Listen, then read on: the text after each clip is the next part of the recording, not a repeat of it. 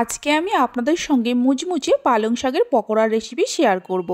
এই পকোড়া গরম ডাল ভাতের সঙ্গে বা শুধু শুধু খেতে দারুণ লাগে। আশা করি রেসিপিটা আপনাদের ভালো লাগবে। নমস্কার বন্ধুরা, রূপাস কিচেনে সবাইকে স্বাগতম। তাহলে চলুন দেখে নেওয়া যাক। শুরু থেকে শেষ পর্যন্ত দেখার জন্য আপনাদের কাছে অনুরোধ রইল। এখানে আমি এক বান্ডিল পালং শাককে ভালো করে বেছে নিয়ে এইরকম ছোট ছোট করে কেটে নিয়ে ধুয়ে নিয়েছি। এই পকোড়া বানানোর জন্য ছোট ছোট যে পালং শাকগুলো হয় সেই পালং শাকটা নেওয়ার চেষ্টা করবেন। এর মধ্যে দিয়ে দেব একটা মিডিয়াম সাইজের আলুকে ছোট ছোট করে কেটে নিয়ে, একটা বড় সাইজের পেঁয়াজকে কুচিয়ে নিয়ে দিয়ে দেব, স্বাদ মতো নুন দিয়ে দেব। নুন দেওয়ার পর নুনটা খুব ভালো করে মিশিয়ে নিতে হবে। পালং শাকের মধ্যে নুনটা ভালো করে মিশিয়ে নেওয়ার পর এক সাইডে রেখে দিয়ে একটা মিক্সির জারের মধ্যে নিয়ে নেব 1 চামচ গোটা জিরে, 1 চামচ গোটা ধনে আর 1 চামচ গোটা মৌরি। দিয়ে দেব 4টে গোটা শুকনো লঙ্কা। শুকনো লঙ্কা 4টেকে 2 টুকরো করে নিয়েছি। 3টে কাঁচা লঙ্কাকে 2 টুকরো করে নিয়ে দিয়ে দেব। 8-9 কোয়া রসুন দিয়ে দেব।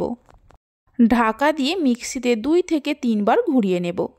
এগুলোকে একদম মিহি করে পেস্ট করব না, একটু দানা দানা থাকবে। এবার এই মশলাটা পালং শাকের মধ্যে দিয়ে দেব। 1/2 চামচের মতো জিরে গুঁড়ো দিয়ে দেব আর সামান্য হলুদের গুঁড়ো দেব, মানে 1 চামচের 3 ভাগের 1 ভাগ। সামান্য চিনি দিয়ে দেব। দিয়ে দেব চায়ের কাপের 1 কাপ বেসন, ওই কাপেরই 1/2 কাপ চালের গুঁড়ো দিয়ে দেব। চালের গুঁড়ো দিলে পকোড়াটা মুচমুচে হয়। সব কিছু দেওয়ার পর খুব ভালো করে মেখে নিতে হবে। এর মধ্যে কোনো রকম জলের ব্যবহার করব না। পালং শাক থেকে যে জল বেরিয়েছে সেই জলেই মাখা হয়ে যাবে। এই পকোড়াটা খেতে খুবই ভালো লাগে। একবার হলেও বাড়িতে বানিয়ে দেখতে পারেন। বাড়িতে বানালে খেয়ে আপনাদের কেমন লাগলো অবশ্যই আমাকে কমেন্ট করে জানাবেন। এর মধ্যে দেখুন এখনও অনেকটাই জল জলে ভাব আছে, তাই আরও 1/2 কাপের মতো বেসন দিয়ে দেব। মাখতে মাখতে বুঝতে পারবেন বেসনের পরিমাণটা ঠিক কতটা লাগবে। যখনই দেখবেন এরকম হাতের মধ্যে ভালোভাবে মুঠো করে নেওয়া যাচ্ছে, তাহলেই বুঝবেন যে বেসনের পরিমাণটা ঠিকঠাক আছে। এবার পকোড়াগুলো ভেজে নেব। তার জন্য একটা ফ্রাইং প্যানের মধ্যে বেশ কিছুটা সাদা তেল নিয়ে গরম করতে বসিয়ে দিয়েছিলাম। তেল গরম হলে অল্প অল্প করে পকোড়া দিয়ে ভালো করে ভেজে নিতে হবে। পকোড়া আপনারা নিজেদের পছন্দ মতো ছোট বড় করে ভাজতে পারেন। লো টু মিডিয়াম ফ্লেমে পকোড়াগুলোকে ভেজে নেব।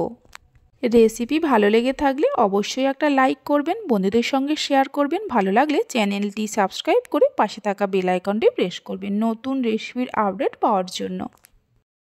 উল্টে পাল্টে পকোড়াগুলোকে ভালো করে ভেজে নেওয়া হয়ে গেছে, তুলে নিয়ে রেখে দেব। বাকি যে পকোড়াগুলো আছে এইভাবে ভেজে নিতে হবে।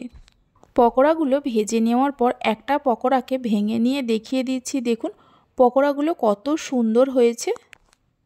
তাহলে চলুন ভিডিওটা আমি এখানেই শেষ করছি। আপনারা সবাই ভালো থাকবেন, সুস্থ থাকবেন। ধন্যবাদ।